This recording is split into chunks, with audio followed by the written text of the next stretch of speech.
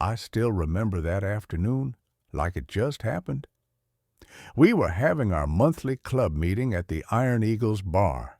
40 brothers, engine still cooling outside, laughter bouncing off the walls. Then, through the window, we saw something that made the whole room go dead quiet. Out in the memorial parking lot, some punk TikToker had his phone out, filming himself like he was God's gift to the internet. And right there, he slapped an old man across the face. The old man was Walter Chin, Vietnam vet, Purple Heart, the kind of man you salute, not hit. He was just trying to park his damn car, politely asking those kids to move from a handicapped spot, one he had a legal tag for. But that punk, he didn't care. "Should have minded your business, old man," he yelled, grinning into his camera. His two buddies laughed behind him, recording from different angles like it was all just content. One of them, I think his name was Tyler, sneered, "Bet he just says he was in the war, probably pushed papers the whole time." Walter stumbled, one hand on his cheek. "Please, just leave me alone, son," he said. And that's when the kids started mocking him again, calling him Grandpa, puffing his chest like he was tough. We watched all of it, every damn second. Tank, our president, slowly stood up. "Brothers," he said, voice cold as steel, "we've got a situation outside." When Tank talks like that, you move. We followed him out the door, boots hitting the ground in unison. The punk was still recording, still talking trash, when he kicked Walter's hearing aid across the pavement. "What's wrong, Grandpa? Can't hear me now?" he jeered. Walter's hands were bleeding. The man had survived war, and here he was, being bullied by some internet clown. That was it for us. Tank's voice rolled through the lot like thunder. "You just signed your death warrant, boy." The kid froze, eyes wide, realizing too late that 40 angry bikers were closing in, and not one of us was smiling. The moment we stepped out, the air got heavy. You could almost hear that punk's heartbeat over the silence. Tyler, that was his name, and his two little camera buddies looked like deer caught in headlights. "Yo, chill, man," Tyler stammered, trying to laugh it off. "It's just a prank for TikTok." A prank?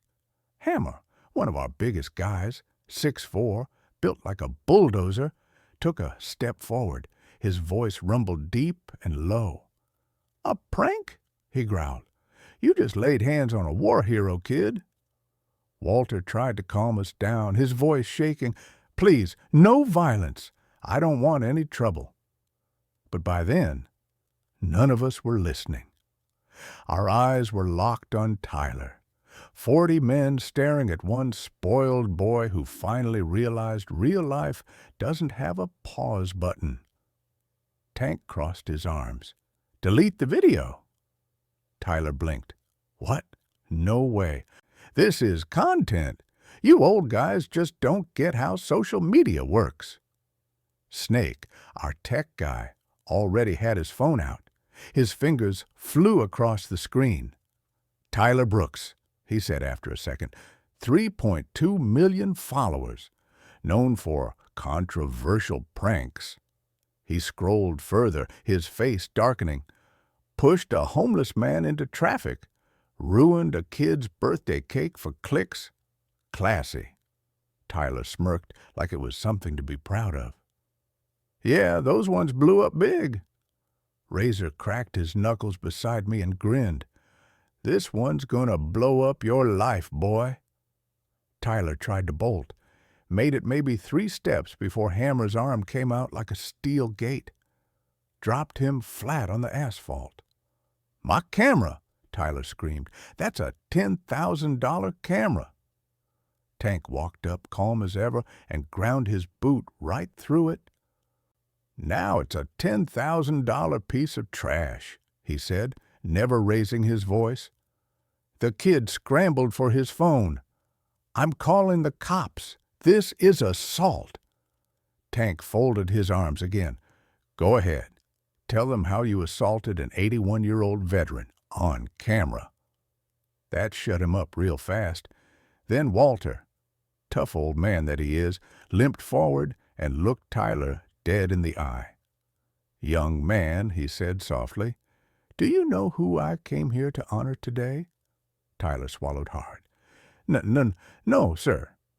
"Corporal Tyler James Patterson," Walter said. "My best friend. He died saving my life." You could have heard a pin drop. 40 men, tough as nails, all standing there in silence. Walter's voice grew stronger with every word. "He was 22, same age as you, when he threw himself on a grenade to save our squad. His last words to me were, 'Live a good life for both of us,' and I've tried every day for 50 years. Tyler looked down at the ground, shaking. Walter stepped closer. "You share his first name," he said, "but not an ounce of his honor. He gave his life for something that mattered. You waste yours chasing empty likes." I'm sorry," the kid whispered. Walter's face softened, but his voice didn't. "No, you're not. You're just scared." And damn if he wasn't right. Tyler wasn't sorry. He was terrified. Walter looked that kid straight in the eyes, not with hate, but with something worse. Disappointment. "You know what kind of men we fought against?" he asked quietly. "The ones who thought power meant hurting those who couldn't fight back. Bullies, just like you." You could feel those words hit Tyler harder than any punch ever could. The kid's lip trembled. His phone was still in his hand, shaking. Tank stepped closer, his shadow swallowing the pavement between them. "Here's how this is going to go, TikTok boy," he said, calm but cold. "You're going to delete every damn video where you hurt or humiliated someone." Tyler's eyes went wide. "That's like half my content." "Then start deleting," Razor growled from behind him. The kid's fingers were trembling so bad he could barely hit the screen. One by one, all his little famous clips, the pranks, the cruelty, the fake laughs, vanished from his profile. "My career's ruined," he muttered under his breath.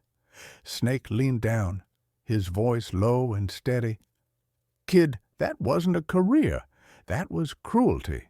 You don't build fame by stepping on people." But Tank wasn't done. "Now," he said, folding his arms, "you're going to make a new video. Right here, right now. You're going to look that camera in the eye and apologize. To Walter and to every person you've ever humiliated." Tyler's pride flared up for half a second. "No way, I'm not doing that." Hammer grabbed him by the back of his hoodie and lifted him off the ground like he weighed nothing. "You want to rethink that answer, Sunshine?" Tyler's face went pale.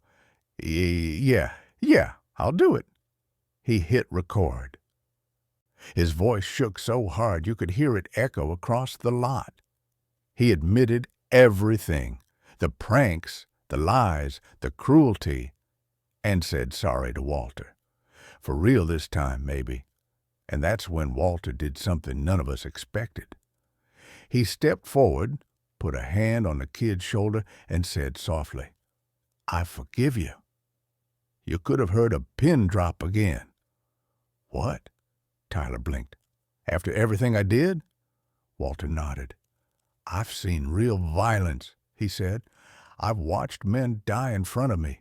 I'm not carrying anger for you, but forgiveness doesn't mean you escape consequences." Tank's cold grin came back. Speaking of consequences, he pulled out his phone and made a call. "Hey, Chief," he said into the receiver, "we've got someone here who just assaulted an elderly veteran. Caught the whole thing on camera." Didn't take long. Within minutes, sirens echoed down the street, blue and red lights flashing against our bikes.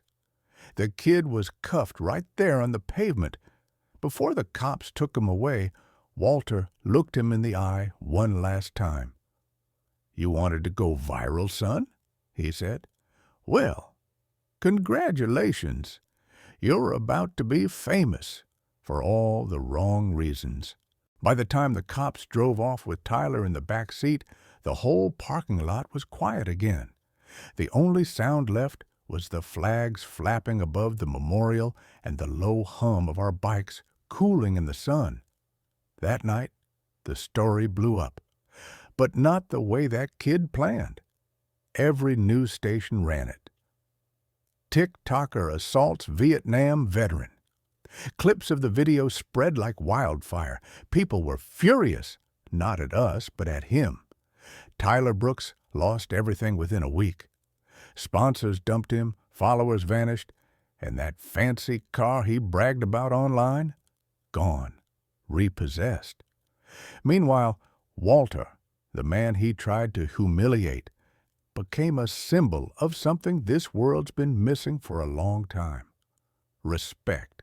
When folks found out who Walter really was, 3 Purple Hearts, a Silver Star, 50 years of visiting that same memorial to honor his fallen brothers, donations started flooding in from all over the country. $200,000 in 3 days. You know what he did with it? Every last cent donated to homeless veterans. Didn't keep a dime for himself. That's the kind of man Walter Chin is. So we did something in return.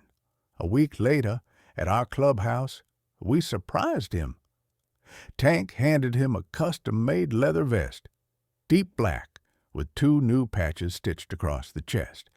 Vietnam veteran and protected by the Iron Eagles. Walter's hand shook as he held it, tears welling in his eyes. He didn't say much, just nodded, slipped it on, and whispered, "Thank you, brothers." From that day forward, he wasn't just a veteran to us, he was one of us. Now, every Veterans Day, Walter rides with the Iron Eagles, not on his own Harley, but in a sidecar we built just for him. Chrome trim, army green paint, his name engraved on the side, and every time we roll down Main Street, folks stand and salute when they see him. Justice was served that day, not by anger, but by honor. And deep down, every one of us knew Walter reminded the world what real strength looks like. 6 months passed before we saw that kid again. It was a cold morning at the memorial, gray sky, flags snapping in the wind. Walter was standing by the wall like he always did, tracing the names with those trembling old hands of his. That's when I saw someone walking up behind him, head down. Took me a second to recognize him. No designer clothes, no expensive camera, no smug grin. It was Tyler.